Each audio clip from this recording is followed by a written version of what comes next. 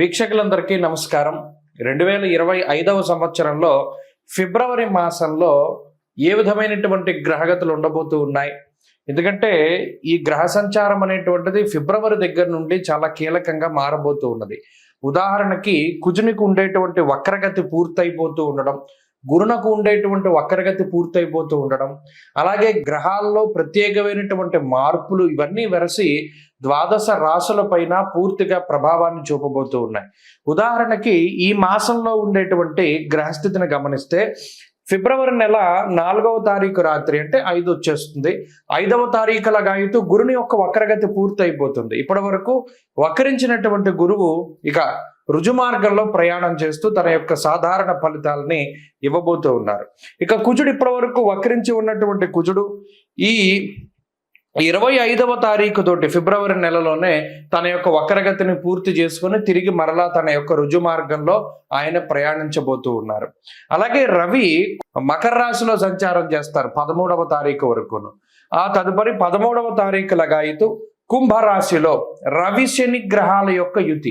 ఇది కూడా చాలా ఇంపార్టెంట్. అంటే జ్యోతిష పరిభాషలో గురుశనుల యొక్క యుతి, శనికుజుల యొక్క సమసప్తక స్థితి, రవిశనుల సమసప్తక స్థితి, రవిశనుల యొక్క యుతి. ఎందుకంటే ఆ గ్రహం అస్తంగత్వం అయ్యేటువంటి విధానం ఇవంతా కూడా ఈ కొంత ప్రభావాన్ని చూపెడుతూ ఉంటుంది. ఇప్పటి వరకు రవిశనులు కలిసిందిలా సంవత్సర కాలం తర్వాత మరలా ఇప్పుడే రవిశనులు కలిసి ప్రయాణం చేయబోతూ ఉన్నారు. కాబట్టి శుక్రుడు రాహువు కలిసి మీనరాశి యందు ఉండబోతూ ఉన్నారు. ఇలా ఉన్నప్పుడు ఈ ఫిబ్రవరి మాసంలో ద్వాదశ రాశులకు ఏ విధమైన ఫలితాలు కలగబోతాయో మనం తెలుసుకుందాం. ముఖ్యంగా ఈ మాసం అంతా కూడా దేని మీద ఆధారపడింది అంటే గురుడిచ్చేటువంటి ఫలితాల మీదే ఆధారపడి ఉంటుంది. తప్పితే రవిశనుల యొక్క యుతి జరిగినప్పుడు అనగా 13వ తారీఖు దాటిన తర్వాత కూడా ఎక్కువ విషయాలు ప్రభావితం అవుతూ ఉంటాయి. కాబట్టి ఈ విషయాలను నిశ్చితంగా పరిశీలన చేద్దాం. అందులో భాగంగా ద్వాదశ రాశుల యొక్క ఫలితాలని మనం చూద్దాం. ధనురాశి వారికి ఫిబ్రవరి నెల ఏ విధమైనటువంటి ఫలితాలు కలగబోతున్నాయి చూసుకుంటే ఈ మాసంలో కొంత వెసులుబాటు ఏంటి అంటే అష్టమ కుజుని యొక్క దోషం తొలగిపోయినది. కుజుడు సప్తమ స్థాన స్థితి ఫలితాలను ఇస్తూ ఉన్నారు. అయితే గురుడు వక్రగతి వెళ్ళిపోయింది కాబట్టి గురుబలం తగ్గిపోతుంది. తృతీయంలో రవిశనులు చాలా యోగ్యమైనటువంటి ఫలితం. చతుర్థమందు శుక్రుడు చాలా అనుకూలమైనటువంటి ఫలితం. అంటే రవి శని అనుకూలత ఉన్నది, శుక్రుడి అనుకూలత ఉన్నది, చంద్రుడి అనుకూలత ఉన్నది, కుజుని ప్రతికూలత తగ్గింది. దాదాపుగా 50 నుండి 55% శుభ ఫలితాలని ధనురాశి వారు ఆశించవచ్చు.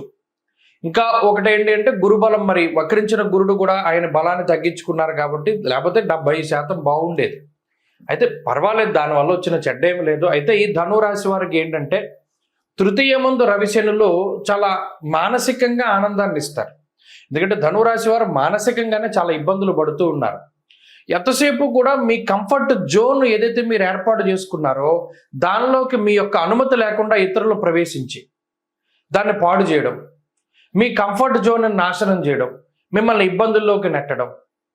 మీరు ఇక్కడికి వెళ్దాం అనుకుంటారు, ఏదో ఊరు వెళ్దామని మీరు ప్రయాణం అవుతారు. ఇంత లోపల మీ ఫ్రెండ్ ఎవరో వచ్చి అవి ఇక్కడికి కాదు అక్కడికి తీసుకెళ్తారు. అక్కడ పడే నరకం అంతా ఇంత కాదు. అరే నేను ప్రశాంతంగా ఈ ఊరు వెళ్తే నా మనసుకు నచ్చినట్టు ఉండేది కదా, నీతో వచ్చి నేను ఇబ్బందులు పడ్డాను అని చెప్పి మనం వాళ్ళని అనుకోవడం. దీని ద్వారా వాళ్ళకి మీకు మాట పెరగడం, ఆ స్నేహం ఇది అవ్వడం. ఇలా ఏంటి అంటే మీ మానాన మీరు కాదు, ఎవరో ఒకళ్ళు వచ్చి మీ కంఫర్ట్ జోన్ నాశనం చేస్తారు. అది ప్రధానంగా ధనురాశి వారికి వచ్చిన సమస్య. ఇంకోటి ఏంటి, మీ మానాన మీరుంటారు, కావాలని మిమ్మల్ని అనేక రకాలైన వాటిలోకి లాగుతూ ఉంటారు.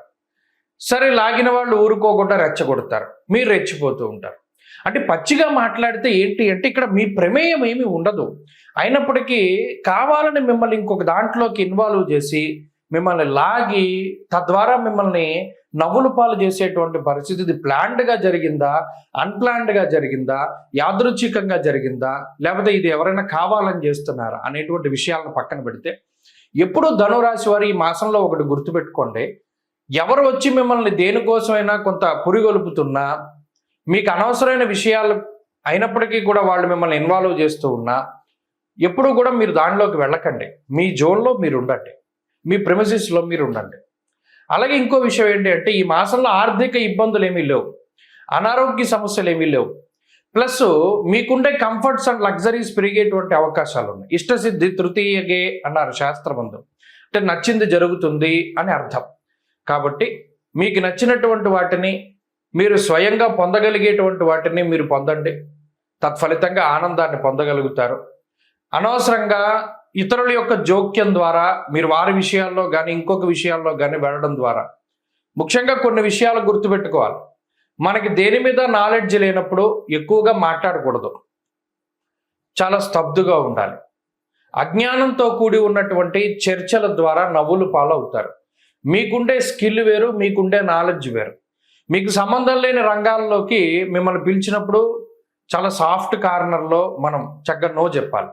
వద్దు అని చెప్పడం కూడా రావాలి. ఇది మీకు రాదు. ధనురాశి వారికి వచ్చిన సమస్య ఏంటి అంటే నో చెప్పడం రాదు, మొమాటానికి వెళతారు, దానివల్లే సమస్యలు వస్తాయి. ఈసారి దాన్ని ఖండించాలి ఈ మాసంలో ప్రధానంగా. కాబట్టి ఇక్కడ ఏంటి అంటే అర్ధాష్టమ రాహువు వల్ల ఈ సమస్యలన్నీ ఉత్పన్నమవుతున్నాయి. కాబట్టి జాగ్రత్తగా వాటి నుండి మిమ్మల్ని మీరు కాపాడుకుంటూ ఉండండి.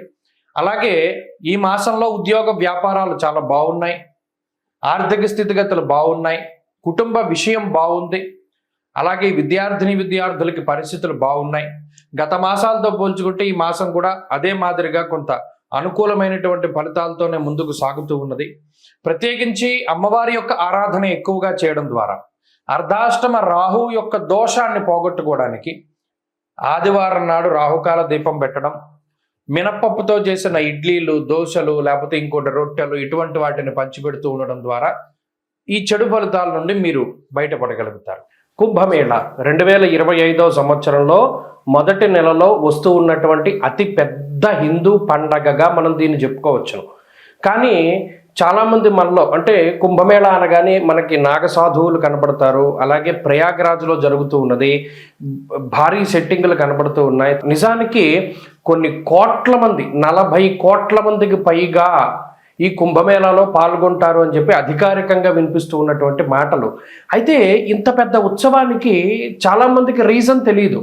అంటే చాలామంది మనలో కుంభమేళానికి వెళ్తున్నాం, మేము స్నానం చేద్దాం అనుకుంటున్నాము, ప్రయాగలో స్నానం చేస్తాము, దాని తర్వాత గయ వెళ్తాము, దాని తర్వాత కాశీ వెళ్తాము, ఇవన్నీ చెప్తారు.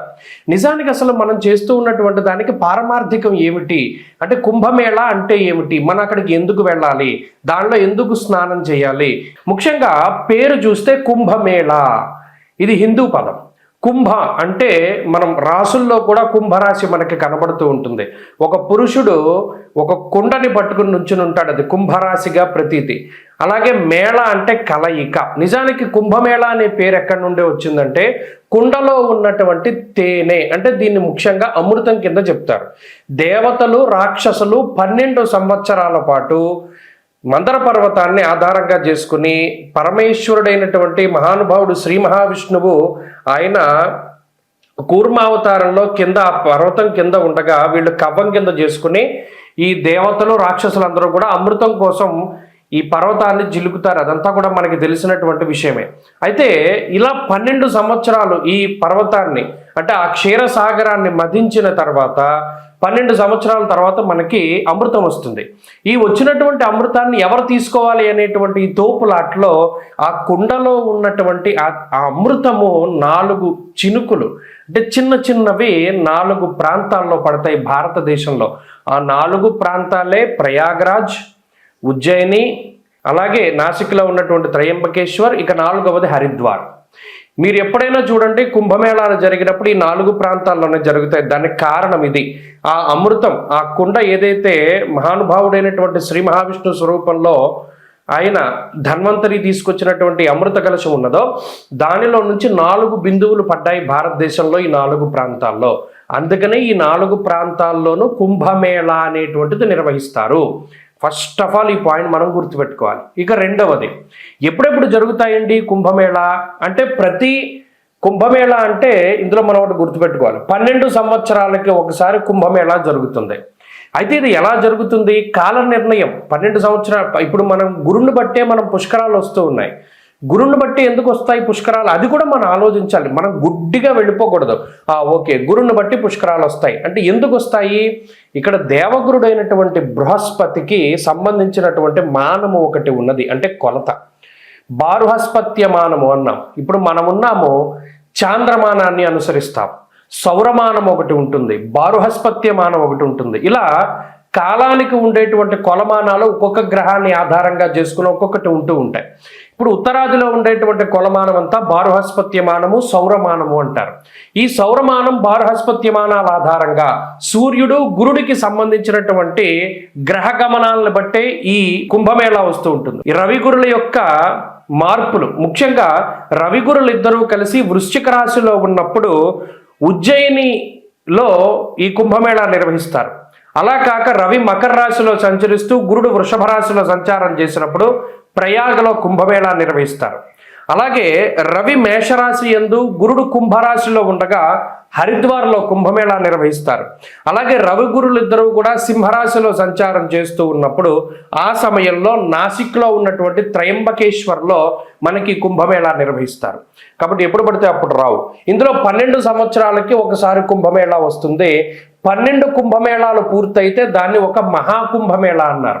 అంటే ఈ లెక్కన మహాకుంభమేళా ఎప్పుడు వస్తుంది? 12లో 144 సంవత్సరాలకి ఒక్కసారి మాత్రమే మహాకుంభమేళా వస్తుంది. ఈ కుంభమేళా వచ్చింది అంటే ఈ 45 రోజుల పాటు సిద్ధులు, యోగులు, మునులు, ఋషులు, కంటికి కనబడనటువంటి శరీరాలతో తిరుగుతూ ఉండేటువంటి వారు, తేజస్వరూపులు, దేవతలు, యక్షులు, కిన్నెరలు, కింపురుషులు, గంధర్వులు ఎవరైతే ఉన్నారో వారందరూ కూడా ఈ కుంభమేళాలో స్నానం ఆచరిస్తారు. అందుకనే దానికి అంతటి ప్రాధాన్యత. మరి ఇంతమంది మహానుభావులు స్నానం చేస్తూ ఉంటే అందులో కూడా మనం ఆ సమయంలో స్నానం చేయడం ద్వారా ఈ శరీరాన్ని అంటిపెట్టుకున్నటువంటి పాపరాశి అంతా దగ్ధమైపోతుంది అన్నాడు. ఇంకా అంతకుమించి మానవ జన్మకి కావాల్సింది ఏముంది? ఆ స్నానం ద్వారా కుంభమేళాలో ఈ శరీరాన్ని భగవంతుడిచ్చినందుకు, ఈ శరీరంతోనే కాకుండా గత జన్మల్లో చేసినటువంటి సంచిత ఆగామి ప్రారబ్ధ కర్మలన్నింటినీ కూడా పోగొట్టుకోవడానికి ఇదొక అద్భుతమైనటువంటి అవకాశం. స్వస్తి.